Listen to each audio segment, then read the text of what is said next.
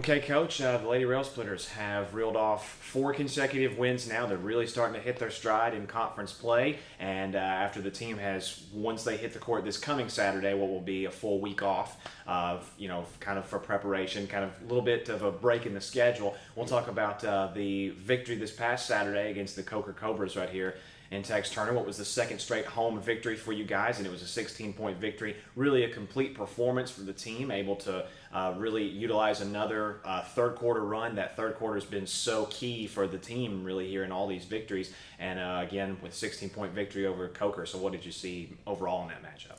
Well, I just think that our team actually came out and we started the game off really well.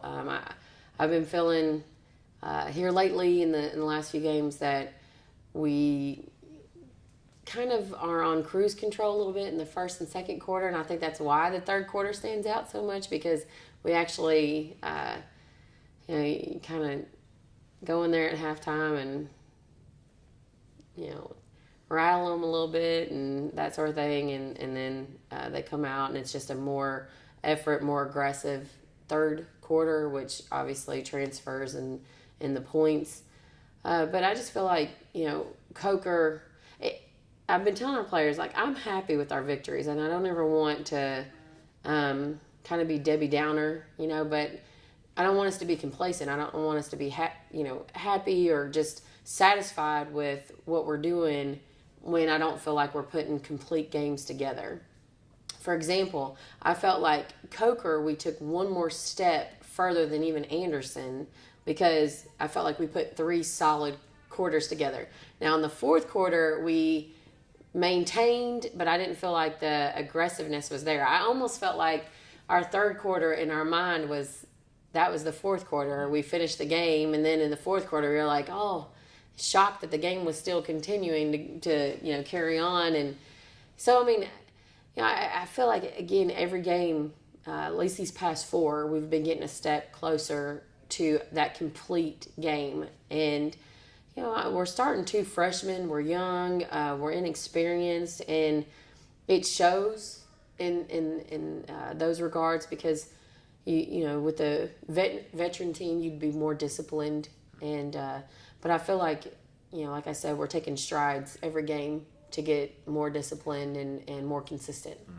2 players that I would kind of like to spotlight in that victory over the Cobras. One of those being the freshman Quay Hines, and you just mentioned it, with the team having a lot of youth, and we talked about it in the preseason and in the early stages of the season, that would have to be one of the big things, is to kind of develop some of those younger players. And Quay with a career-high 24 points on Saturday to lead the team, and you really can tell as the season goes along that she's coming a long way and really has a bright future. It's with Quay, she makes it look so easy. Those 24 points, would normally be fairly difficult for anyone else. With Quay, it's not. And that's the only thing is Quay this time next year is going to be amazing. And it could possibly, I'm hoping it clicks here in the next few games. It's one of those situations where she had a quiet game against Anderson, and it was her. It was nothing Anderson was doing. It was her. And then she just decided something, whatever, happened in her mind, and was like, I'm going to come out and play against Coker. And I don't know. Her high school coach was in the stands, and I told Katie, I said, look now, if I'm getting a 24 points performance out of her, I'm going to need you to be at every game, because if that's the difference. And it's just, I'm trying to figure out with her, just with our freshmen, it's like a roller coaster in that freshman year. And that happens to most players. But I guess I'm impatient, and I'm expecting them to kind of get it a little bit quicker, or hoping that they do. And I feel like Quay knows that she's talented. She knows she's talented. And Brandon, the scary thing is that 24 points performance is not even half the things that she can do. She's so talented, and she sees the floor so well. She can score, she can shoot the 3, she can take you off the dribble, she's got mid-range, she can post up. There's nothing on this court that this kid cannot do. and it's just her making the decision to do it. And it comes down, it's very simple. If Quay decides to come out and play, I feel terrible for the other team, but excited for us. But she's going to be a factor to deal with when she makes that decision to come out and play. And another really great factor of that victory over the Cobras, I'm sure you maybe could have seen this one coming, but the 1,000 point career milestone for the senior Shea Coker, who tallied 10 points in the win to get that mark, and becoming the 19th player in school history to reach 1,000 points, the second player in your tenure here after Megan Pittman, and kind of what was really fitting to get the 1,000th point on that final free throw, the last point of the game, to kind of, end the contest on the most perfect note. Well, I just think, Shea is just a pure shooter. I mean, she's just got awesome form. She's got awesome confidence in her shot. She's moving well. And honestly, I believe Shea would have gotten that 1,000 points a few games ago had she not, got injured. She's been playing with a bruised rib and the last few games, and so you can tell that she was kind of favoring it and everything, but she came out in Coker, and I think she was ready to go, and she's back to the old Shea, and I thought she was moving really well. And it's funny, I mean, there were some shots there that Shea normally, it's easy for her, and I just felt like, well, maybe God's just making her earn this one. I mean, she's just going he's going to come down to the wire, and she's going to earn these 1,000 points, and she did a great job, and she stepped up to the free throw line and knocked him down, and honestly, I felt like, the ball was right there. It was deep in the basket most shots,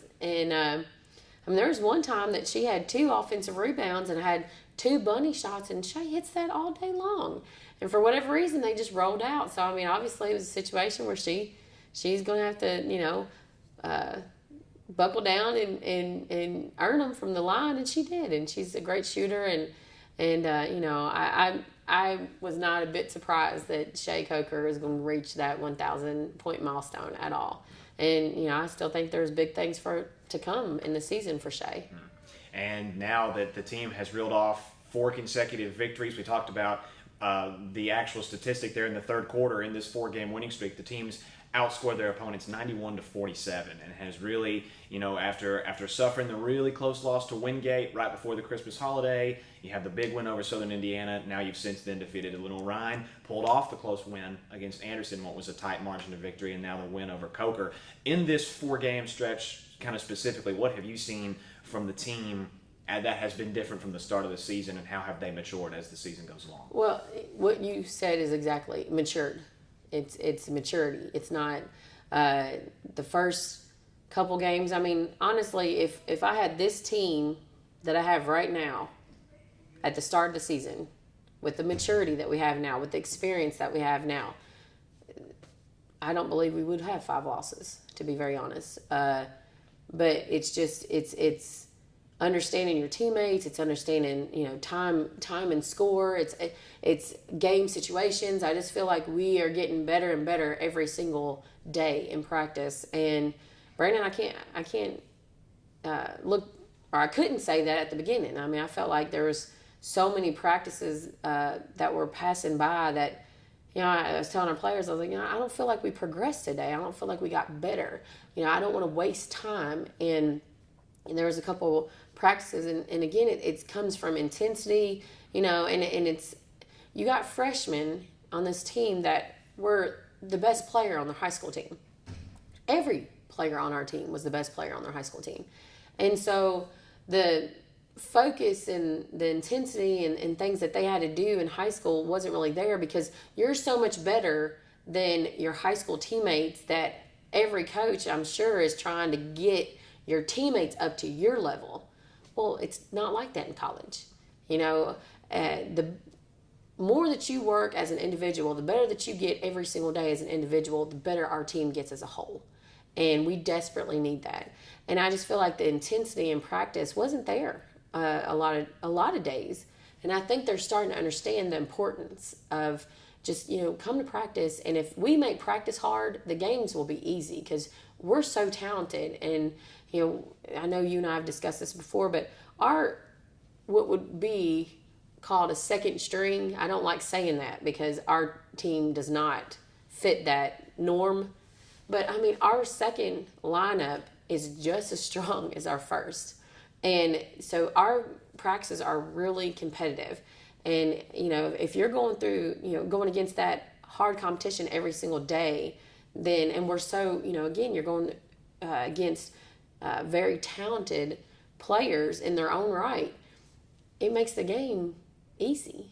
And that's not taking anything away from any of our opponents or any teams in our conference. I'm not saying they're an easy opponent. I'm saying you're prepared. Your practices have been competitive, and you're going against talent. So when you go against another talented team, you're prepared. You're ready to go. You're focused. It's intense, and you're taking it to them, and you're being the aggressor and not coming out being timid. And I feel like that's what's really changed here in the last 4 games. It's just our team's matured. We're starting to understand the importance of taking every single day and progressing and getting better and using that practice to fix something. I tell them all the time, we got a checklist, and you hope at the end of the season, a lot of those boxes are checked off, and we're, playing at the best that pretty much at our peak right when tournament time happens. And I was like, but each day we need to check something new off. And if that's your focus, then we're getting better and we're one step closer to being that, on fire team at the end of the season. And now the team will look to, keep that focus, kind of locked down, and we'll look to continue that momentum in what is now 3 consecutive road games for the team, beginning this Saturday at Queens and taking on the Royals down in Charlotte before heading to Jefferson City next Wednesday to take on Carson Newman. So what can we see specifically this weekend against Queens? Well, Queens, I think Sarah does a great job with her players, and it's always one of those situations too,